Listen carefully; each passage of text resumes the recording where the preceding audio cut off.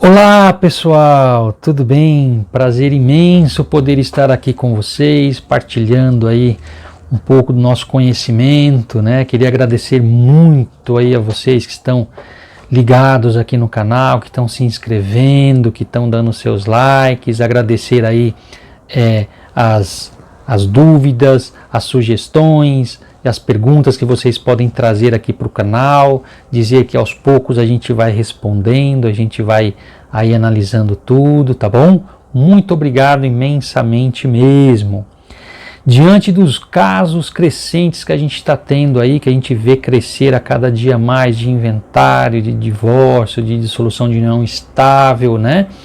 A gente teve a ideia de trazer aqui essa série de aulas para vocês, para jovem advogado que está entrando agora, iniciando na carreira jurídica, né?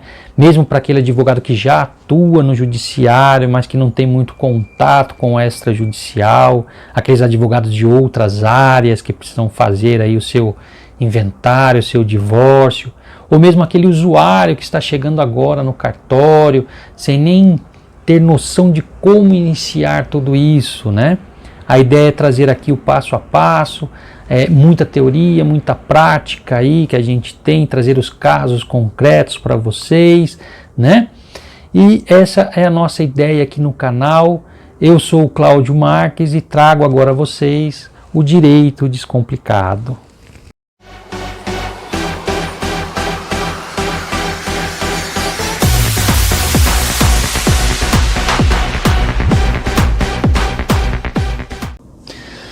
Muito bem, turma, então vamos à nossa primeira aula sobre divórcio e dissolução de união estável extrajudiciais, na teoria e na prática, né? Aqui está uma breve apresentação de quem vos fala, né? Queria inclusive aí mandar um abraço aí para os membros da Comissão Direito de Família e Sucessões da OAB de Santo Amaro, aqui em São Paulo. Deixo aqui o meu abraço, né? E aí entramos na matéria em si, sem muita demora. Aqui um breve histórico sobre o divórcio e a dissolução da união estável extrajudiciais, quando iniciou a lei, né? A lei 11.441 de 2007. Começou com um projeto de lei, o 155 de 2004, começou no Senado Federal, onde previa-se aí o inventário extrajudicial. Quando foi para a Câmara dos Deputados, né, um projeto de lei substitutivo ao 155, aí trouxe o 6.416 também, aí já para 2005, previa o inventário e abarcou também o divórcio extrajudicial. O que esse projeto previa, né? Qual que era o intuito dele? E a lei que entrou em vigência em janeiro de 2007 modificou então aí os artigos 982 e 983 do CPC, aquele antigo Código de Processo Civil de 1973. Os dois artigos 982 e 983 seria na questão do inventário, que vai ser objeto de outra aula, a aula de inventário extrajudicial. Incluiu o 1124A, né, na questão de separação e divórcio, que vai ser objeto de estudo hoje aqui com a gente. Modificou também o artigo 1031, aquele da partilha amigável, né? Então, qual que era a finalidade desse projeto de lei? O judiciário estava afogado em demandas, muito grande o volume de processos. A principal finalidade seria então de desafogar o judiciário. E aí, o caminho de mão dupla, a gente desafoga o judiciário. Em contrapartida, as partes têm uma nova opção, a opção de ir a um cartório e resolver bem mais rápido, com mais tranquilidade, o seu divórcio e a sua união estável, o seu inventário, né, que vai ser objeto de estudo futuro.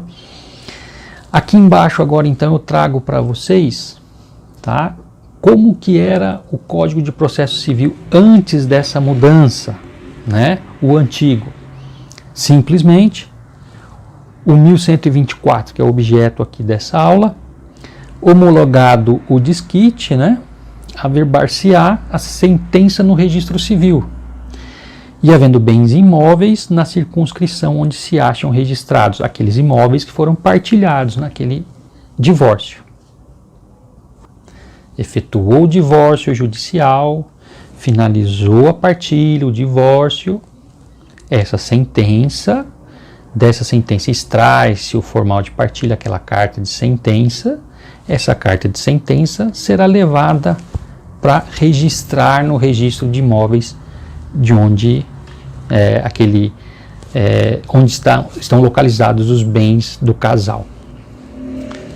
O mandado judicial averba-se no registro civil, na certidão de casamento do casal. Ok. Agora, vamos pôr aí embaixo para você como ficou esse mesmo artigo, né? Após a entrada em vigência da Lei 11.441 de 2007. 1124, homologada a separação consensual, veja que não é mais a questão do desquite, né? Agora já estamos falando em 2007, já estamos falando da separação consensual. Averbar-se-á sentença no registro civil e havendo bens imóveis na circunscrição de competência de cada imóvel. Ok? Entrou então em vigência o 1124A. Simples assim, a separação consensual e o divórcio consensual, não havendo filhos menores ou incapazes do casal e observados os requisitos legais quanto aos prazos, poderão ser realizados por escritura pública, né, da qual constarão as disposições relativas à descrição e à partilha dos bens comuns do casal e à pensão alimentícia, e ainda ao acordo quanto à retomada pelo cônjuge de seu nome de solteiro, a manutenção do nome adotado quando se deu o casamento. Isso aí entrou em vigência 5 de janeiro de 2007. O problema aí que quando a lei foi promulgada, ela não entrou naquela vacatio legis. Não teve o tempo de vacância para que o mundo jurídico ali se adequasse à lei. Entrou em vigência na data da publicação. E aí o que houve? O casal que estava ali, vamos juntar, vamos lá para o cartório. Assinamos o divórcio, amanhã você já pode casar novamente. E aí? Chegava no cartório, né? Alguns casos não previstos, o tabelião não sabia nem como proceder ao ato. O casal chegou no tabelião aqui em São Paulo, o tabelião recepcionou a documentação para efetuar a lavratura da escritura do divórcio do casal, certidão de casamento, casaram-se em Campinas, casaram-se em Ribeirão Preto, casaram-se no Rio de Janeiro. Tabelião, não sou competente para escriturar esse divórcio.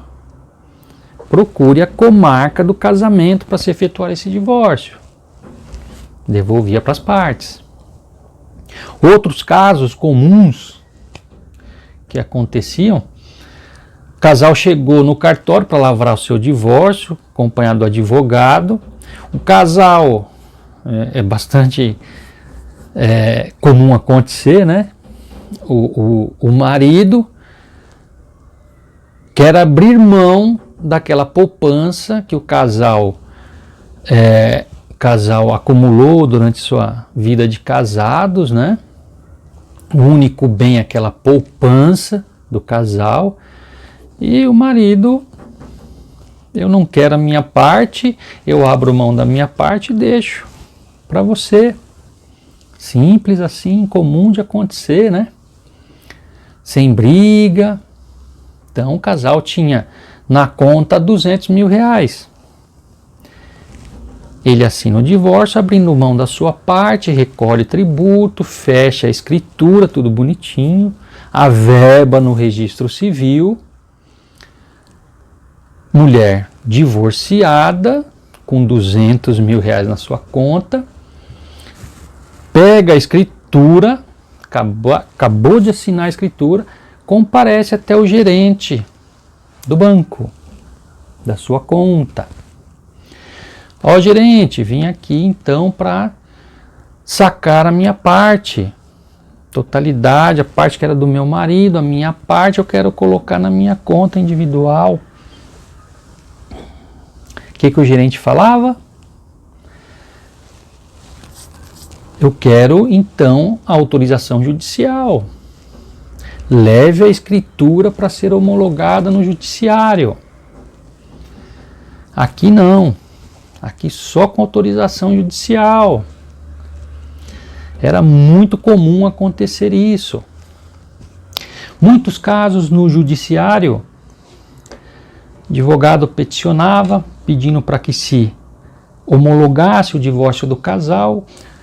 Após a lei em vigência, o juiz de plano já rejeitava a inicial, dizendo: observe-se a lei 11.441 em vigência, levar para o extrajudicial, negava a sentença.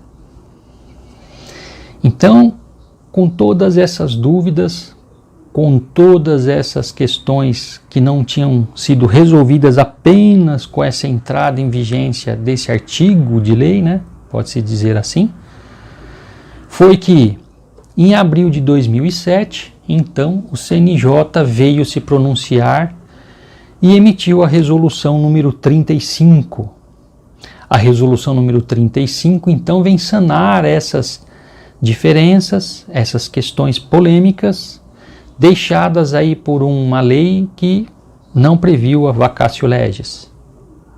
E aí, a resolução número 35 de 2007 do Conselho Nacional de Justiça vai ser o nosso objeto da próxima aula, ainda dentro do breve histórico dessa lei bem bacana, que vem de uma certa forma a agilizar e facilitar o procedimento para quem queria se divorciar, né, e dar continuidade à sua vida. Tudo bem?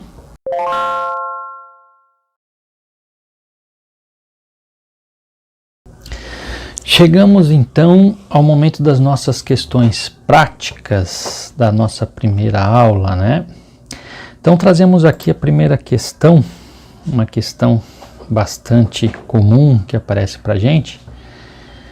O casal que deu entrada no judiciário para converter a separação em divórcio decorrido o prazo legal obrigatório anteriormente, né, de 1 ano da separação, com a entrada em vigência da nova Lei 11.441 de 2007, o casal comparece ao cartório para efetivar o divórcio extrajudicial. O que fazer? Então o casal está com um processo em andamento, pedindo homologação do divórcio. E na época aí o processo de divórcio aí levava em torno de 3 anos, 2-3 anos para ser homologado.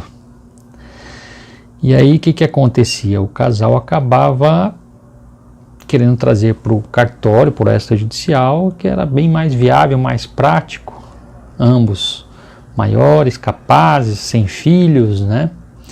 Seria somente lavrar a escritura e assinar o ato, e no mesmo dia sairiam do cartório já divorciados. Acontece que, tramitando aí um processo judicial com o mesmo pedido, mesma causa de pedir, tornava inviável essa lavratura. Então, o que deveríamos fazer? O que seria o normal de se fazer? Com o processo judicial em andamento, não se poderia lavrar, né, o divórcio no cartório. Necessário pedir a suspensão, a desistência do processo judicial. Após homologado pedido de desistência ou de suspensão, aí poderia-se lavrar aí, prosseguir o ato no extrajudicial. Isso aí a gente encontra no artigo 2º do provimento 35, aquele que vai ser objeto de estudo na próxima aula. Tá certo? Aqui é um caso prático que é comum na época era comum aparecer aí para a gente, né? A segunda questão, também pertinente ao assunto, está no caso daquele casal que acabou separando-se, né? Um processo de separação, transitou, finalizou esse processo e o marido foi viver aí em outro estado, foi embora aqui da comarca, né? Não reside mais aqui, foi para o interior, foi para outro estado. E aí, qual seria então o tabelião competente para se efetivar o divórcio desse casal? Se o marido chegou lá no outro estado, já decorrido o prazo de 1 ano, após a separação do casal, ele foi morar em outro estado, qual o tabelião competente para se efetivar o divórcio? Da mulher que permanece na comarca do casamento ou o ex-marido que solicitou primeiro o divórcio, lá onde ele está? E aí, né? A resposta é que não existe competência territorial para se efetivar aí o divórcio extrajudicial. É livre a escolha do tabelião. Suponhamos que aqui em São Paulo o valor hoje é 46588 e lá onde ele está o divórcio seja R$300. Cada estado tem a sua tabela de preço. Qual seria o mais viável aí, né? Seria lá da comarca desse ex-marido. Ou ela viajaria até lá para se efetivar essa escritura no cartório, ou mandaria uma procuração para ser representada, né? Então teria aí essas opções. Aí os casos práticos, que é muito comum aparecer para nós, aí que estamos militando na área. Então, aqui está encerrada a primeira aula sobre divórcio e dissolução de união estável extrajudiciais. Como eu disse, a teoria foi dada no primeiro momento da aula e aqui a prática para vocês. Esse é o nosso objetivo aqui, estar auxiliando e partilhando um pouco aí do nosso conhecimento com todos. Quero agradecer muito a participação de vocês. Se inscrevam no canal. Fica aqui o meu abraço a todos vocês. Tchau, tchau.